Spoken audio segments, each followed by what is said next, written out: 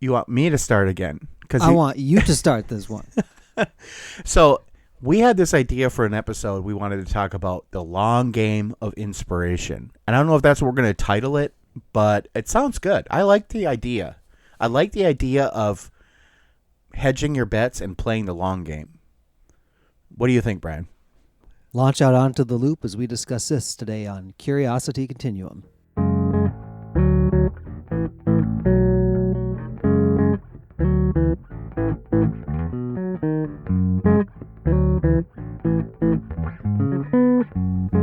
Hey everybody, this is Josh. And this is Brian. Welcome to the podcast for Curiosity Continuum.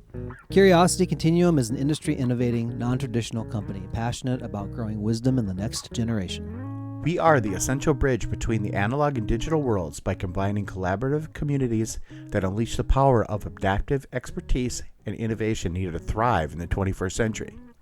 We combine and mix essential elements needed to empower people to succeed in new ways, not possible outside of a creative, thoughtful, diverse community of fellow curious people. Follow us on your favorite podcast app to receive notifications of new content. If you like what you hear and you want to dive deeper, please visit us at curiositycontinuum.com. Thanks for tuning in. Let's start the conversation. So, I wanted to just talk to people about how sometimes Josh and I have a spike of information or not, like a shard of a conversation, and it goes deep into my brain. And it's like, ooh, this might be a good brain spike for somebody else. And the thing that actually started it was Josh forwarded me an article about the Artemis mission and how the moon is kind of a target to be permanently colonized. Right. And so I wanted to start this episode off just by talking like 1 to 2 minutes, maybe 3, on just what's going on there. So a lot of people are aware that the Artemis mission launched, and it's orbiting the moon right now. It's a craft that we actually built to go back to the moon. Now, we haven't been there since like 1970, like 2 or 3 or 4 or whatever it was, that our last mission we went there with. But the thing that's about this that's so intriguing is this mission is for the rapid colonization of the moon and to get the resources that are there. So some of the resources, for example, are helium. Now, helium-3, which is what is on the moon, is supposed to be extremely good for nuclear fusion. And we just don't have a lot of it here on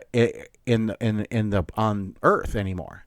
So we're like, it's becoming, helium of all types is becoming rare. So it's like, okay, because it's one of the gases, if you think about it, and that balloon floats off into space. The gas actually leaves the balloon and keeps going. And it can go into space. And it just disappears from the planet. It never comes back. It's not like water, where water just falls as rain again and keeps coming back and recycles, right? So also there's gold, there's platinum, there's precious metals on the moon. And not only that, but there's ice. And when there's ice, we can make liquid oxygen and liquid hydrogen, and we can make fuel for spacecraft. So this is like a perfect launching point for humanity to go into out there. And so I want to interject here because just that slug of information, I think about Star Trek, because Josh and I both love Star Trek. Right. And Josh planted that seed in me years ago. But there's an entire generation, and now probably a second and a third generation of people that were inspired by science fiction. And even before there was Star Trek, you'd read Isaac Asimov books. And those people like that read those books made Star Trek. It was like it is that roll of yarn, almost that ball of yarn. What happens is that over the course of time, it's the barnacles of innovation and inspiration. The snowball effect, yeah. And I had a very successful entrepreneur tell me that it's not like one big innovation that all of a sudden the whole world moves. It's thousands of innovations that somebody gets recognized that they did something that kind of tipped the scale over, and then all of a sudden we're there. So think about that. Go back and think about that for a second, Brian. Like let's have this conversation real quick. The iPhone. Nothing in the iPhone, maybe one or two things was completely unique. It was just a lot of systems being put together. So there was a lot of separate innovation that happened to get us to that iPhone part. Mm-hmm. But once it was all put together in your palm of your hand, literally like Octavius and Spider-Man 2000 and whatever it was, or two, I have the power of the sun in my palm of my hand. Yes. It literally happened there. Like oh, I understand it now, and everyday people understood it. So that to me that's kind of profound. Well, yeah, when you think about, what you mean, there's going to be a device that reads my health information and tells me the weather and all the information of the world in the palm of my hand. It's like, yeah. Yeah. Now, and that not terribly long ago was literally science fiction.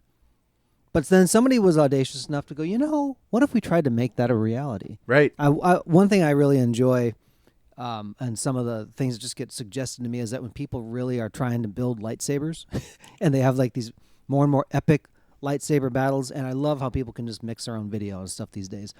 But that thing that people are actually trying, like, how do you actually make this thing? Will it ever be a reality? I don't know. But the pursuit of that has the outworking into many other innovations that we enjoy today. Yeah. And so even with that, if you think about like just some everyday, let's think about some everyday objects that like we probably use every day, right? Stainless steel.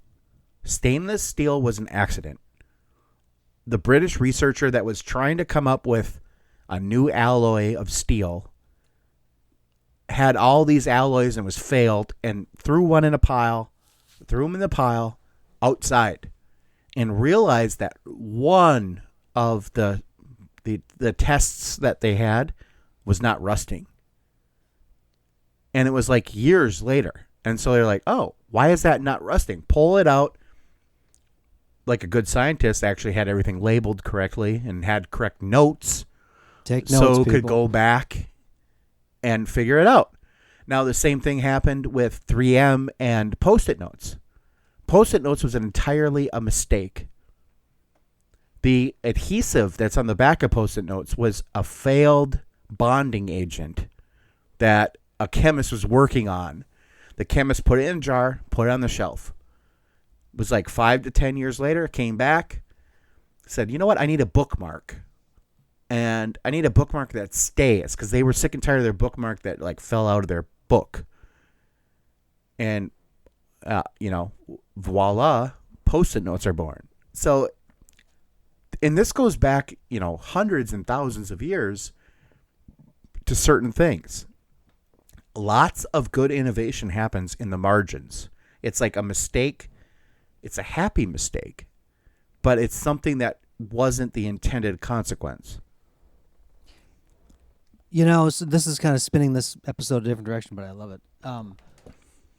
Sometimes you don't understand the usage of something until later. Right. So what this originally was intended, like if you had somebody in your past who said something to you, or they were a mentor, or it was like in class, you may not realize what that did for you until years later. And you go, that was the inflection point. But the long game, I guess I can wrap it back around. Yeah. Huh. So when you look back now through the lens of time, because, hindsight can be 20/20. I don't believe it's well, that's another conversation. Yeah. It'll be another podcast episode. But the clarity that brings, go, oh, you know what? That caused this and caused this. But at the time, you would never have known that. It's just like a little bitty adjustment on a rudder on a ship. You just would have never known. I want to give an example of this for musicians. So I play bass, and one of the primary ways you play bass is with your right hand. You just use your fingers, right? Different than guitar, where you're primarily using a pick often, especially on electric guitar. Bass players oftentimes just use their fingers. Now, there's plenty of bass players who play with picks. But I learned with fingers, and I had a luthier and a 70s jazz guitarist guy who was teaching me, and he told me that I shouldn't click or clack when I hit the string. Now, he said this to me, and I said, okay, that meant like my technique was crap. So I went home, and I spent hours and hours and years and years and years and years getting rid of it. I've shared the story before on the podcast, and when I went back to jam with him, and we traded instruments. So I was playing guitar and he was playing bass, and he played with a pick, and he was clacking. I said, "You're clacking." He goes, "What do you mean I'm clacking?" I go, you have that clack. He goes, there always is a clack. I'm like, you told me not to clack. He goes, what do you mean I told you not to clack? And I had to tell him, like, this is what you said years ago. And he goes, oh, that's not what I meant. And it's like, but he caused me to have really, really good technique. Right. Which I have way more control on something. That was something that there's no way that I would have known, like, this is going to be better for me years later, playing in a studio in Nashville, playing wherever I play, or having that better control of my right hand technique. You never could have told me that. I never would have known it. I misunderstood something he said. And it's paid off. Well, I guess I played too. To now, and it's paying off in the future as well. So how are you putting together those things now? Have you like laid something on the shelf in your past that you should probably dust off to go, you know what? Maybe that's useful now. You'd be surprised, I bet. Yeah, and I want to pull that back too, because that is the point of this episode, is that just because something that you thought was not useful before, it doesn't mean it's not useful now. There are plenty of skills that I have, plenty of things that I have done that didn't really make sense until I had to. I had to use it. You know, like I bought a ton of tools and I didn't really need all the tools at the time. And my wife was like, why are you buying these tools? Well, then that one day I'm like, hey, could you go to the garage, go to the second shelf, third tool on the right? I need that tool. And she's like, oh, I see why you bought it now. You know, the same with skills. There are skills that we have and things that we do that we shelve, especially as humans, because like it's not used every day. It's not something that we're doing in our everyday life. But pull that back out, dust it off, because you'll be surprised what you got there. You might actually have something more relevant to your life now than it was in the past. And you know what? Even if it's not relevant to you now, there are things that you could show somebody of the younger generation. You go, oh my gosh, what's that? And they say, well, this is a such and so, you know? Right. And it's funny. It sounds really funny, but the first time, like this is years ago now, but when my children saw a dial, like a rotary telephone. Oh, sure. Like, what is this? They're like, it's a rotary telephone. They're like, how does it work? And I explained it to them. They're like, oh, really? I'm like, yeah, really. You know, and they're like, oh, so that's why. I had to explain that, you know, back in the day when there were no cell phones, there was actually a dial tone. In the before times. Yes. In the before times. Yeah. They're like, okay. And when my son texted on a flip phone years ago, I made him get a flip phone, both of them, before they had a smartphone. And he was trying to text by hitting number 9 4 times and then number 4 3 times to tap his message. I said, you know all those shortcuts that appear on chat? That's why. He goes, oh, because it literally was a shortcut. You didn't want to have to explain yourself in long text. Instead of laugh out loud, LOL. Which is highly overused these days, but that different topic for right. a different day. So, folks, you know, the thing that is collecting dust, you never know how it will play out. Sometimes it's in just small arenas in your own personal life. Sometimes it's larger innovations, because there's not the context for it. I'll close with this more recent example of Iron Man 2, where there is a new type of element that at the time there was not the technology to create it, but Tony Stark was able to create it. I just watched that episode too, or that movie again too. So, you know, dying with palladium in your chest when you're, yeah, you know, and the movie's still got to go on. Like, it's always a good driving action to develop something new and innovative. But I think that's all I got, Josh. No, I mean, that's great. Like, I want to just encourage people. You got something in your closet, you got something you need to dust off and use, or at least dust it off and see if it's useful. You'll be surprised. I think I'm just going to leave it there. Until next time, this is Brian. And this is Josh. For Curiosity Continuum.